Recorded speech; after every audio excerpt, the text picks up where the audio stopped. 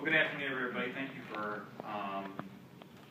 hanging in there to listen to me today.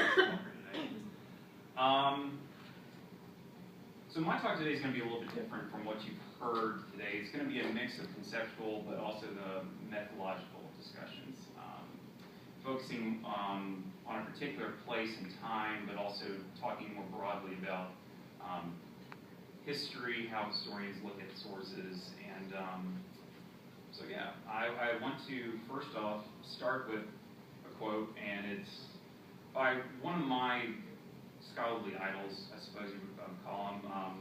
His name is Henry Glassy, and he's an eminent folklorist and ethnographer who once stated back in 1988 that, quote, plowing, strip mining, laying brick, weeding, bulldozing, these are all as much historical acts as scratching a pen over paper.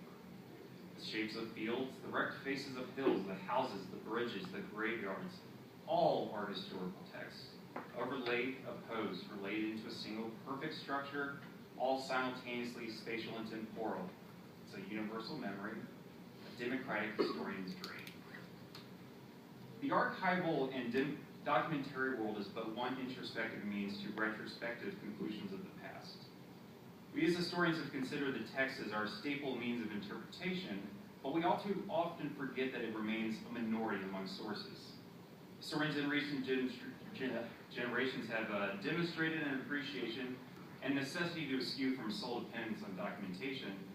Material culture, archaeology, oral history, folk studies, and the like have permeated historic literature.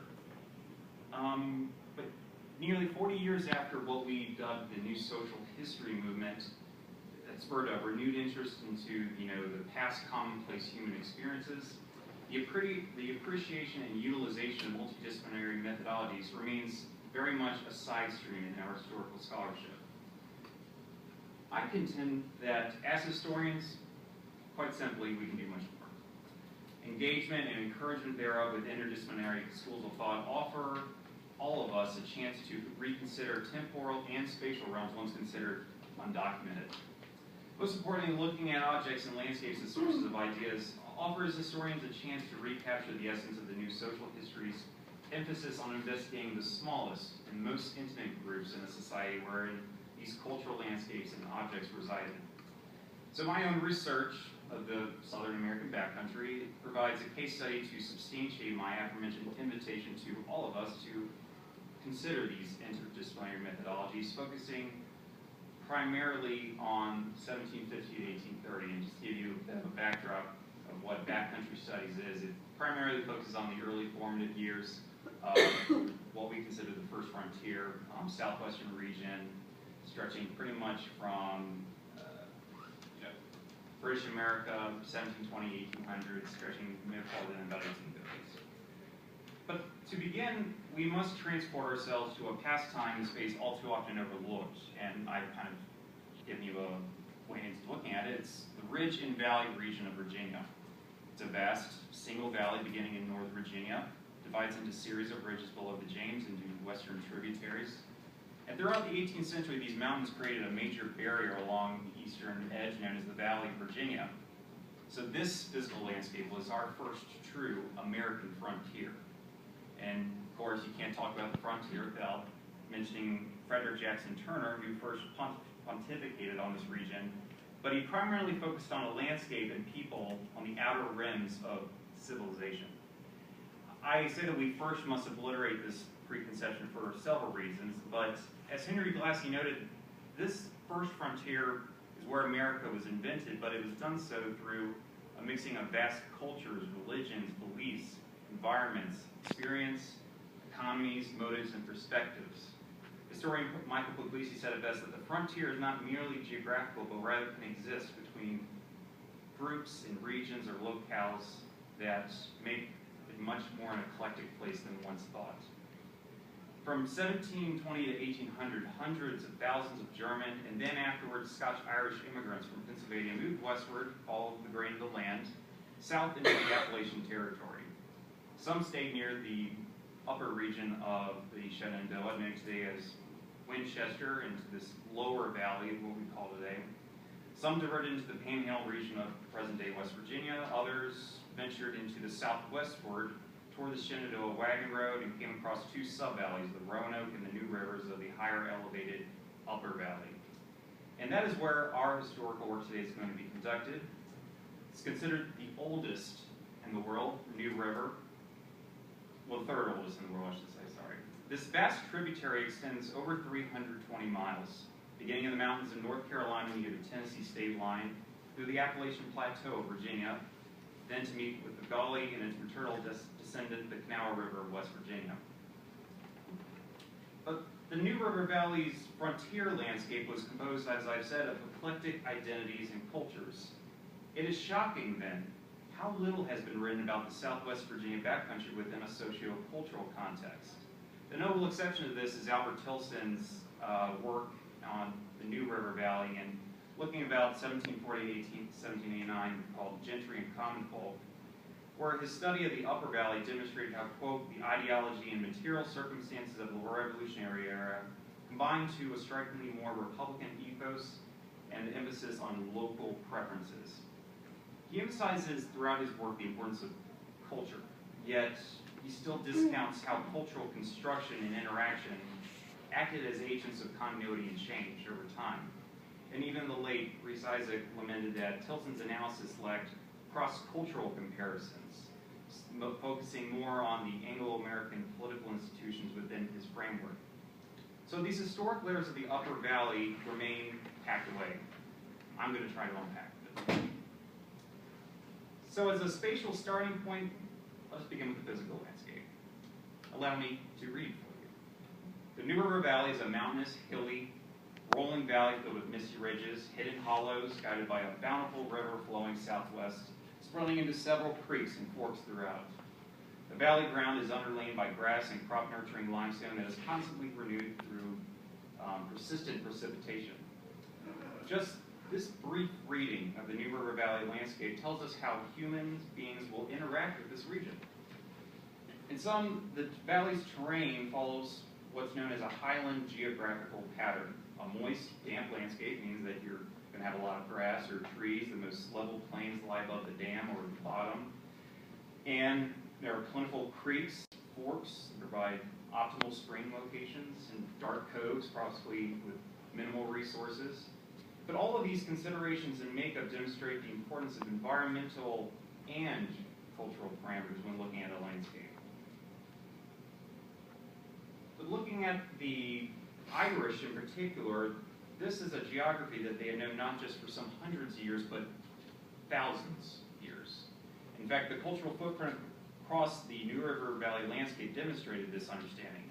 As you can see before you, the Irish terrain looks almost similar to what we would today call Southwest Virginia. It's hilly, damp, yields a pattern or settlement that must lie above the dam or the bottom.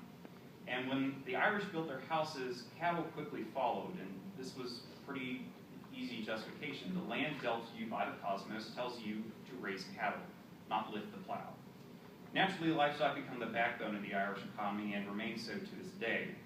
The Irish required a household that allowed you to raise these stubborn beasts, and the Irish pattern became the Highland pattern. A rocky, hilly terrain with a lot of rain means that luscious grass for cattle grazing. But following such a pattern, one must position their house away from your neighbors to prevent cattle herding. Among other plans, the most common house plan, as you see before you, is the Western Irish house. It's low, long, white, thatched, and stone. This is a Irish house that was actually transplanted from Ireland into Stan, Virginia's Frontier Culture Museum, as you see today.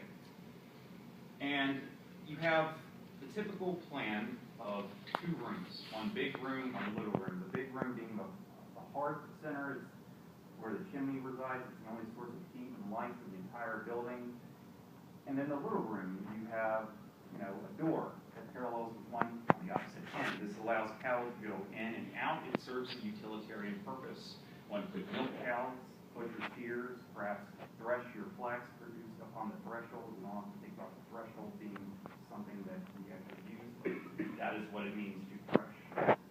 All of these factors were rational adjustments to the physical environment one had been dealt with by history. These cultural traits were carried across the Atlantic into Pennsylvania beginning in the 1720s. And in Philadelphia, Irishmen, of course, did not find the land suitable for farming. Quickly headed west, built more stone houses of the identical plan of the Western Irish house, which is something they were quite familiar with, stone Irish house. But over time, they moved further west and eventually ran to the Blue Ridge Mountains. There, Irishmen followed the grain of the land south down the Shenandoah, where they encountered Germans who settled in the lower valley by 1730, who together formed the first uniquely American Appalachian landscape. The two people settled down, exchanged with one another, and developed the most clear example of the American house, the log house. The Dutch or Germany did not exist in this time period. Learned from Delaware Valley Swedes that the most practical way to prop up homes along the arborous eastern shore was through hewn logs, chinks, and corner knots, as you see with Fort Egypt over here on the far right. The most rudimentary of these structures is called the log cabin, and we often use that in our lexicon to describe log houses, but technically they're not synonymous. So what is a log house? Pretty simple. It's a log house that's Irish and its spatial alignment with German logs. It's a practical alignment of old world ideas and ways of life. You have a higher pitched roof, a long, low house with one big room. In this case, you have one big room to your left and one smaller one to your right. And the walls, in this case, are more of a technical convenience. We have to look more inside for a spatial representation of a social world. Yet, we do have to take into consideration as well that there are other elements at play here than German and Irish. That's a common myth that only these two ethnicities exist. Euro-American and African-American populations exploded between 1790 and 1820, with the most noticeable trait to identify such an influence is actually this structure right here, the porch. The precursors to the American front porch actually, in both appearance and social function, can be found from West Africa, of all places, and among the Caribbean, Arawak, and former Yoruban people. It's likely that the porch, in its original American form, is a hybrid of these two influences, and made its first appearance in the shotgun houses of the Creole, as you see down below. So of my preliminary research, sorry about that,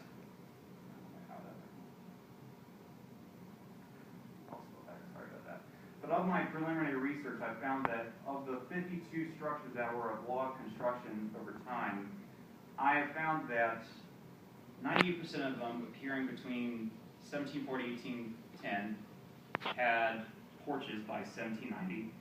But further back, 88% of them had porch additions. So, nevertheless, this is signifying a prevalent African influence upon the New River Valley landscape.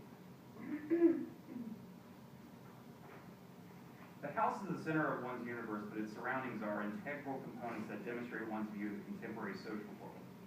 Holistically, the early landscape of the New River Valley reflected the patterns and the arrangement of its building.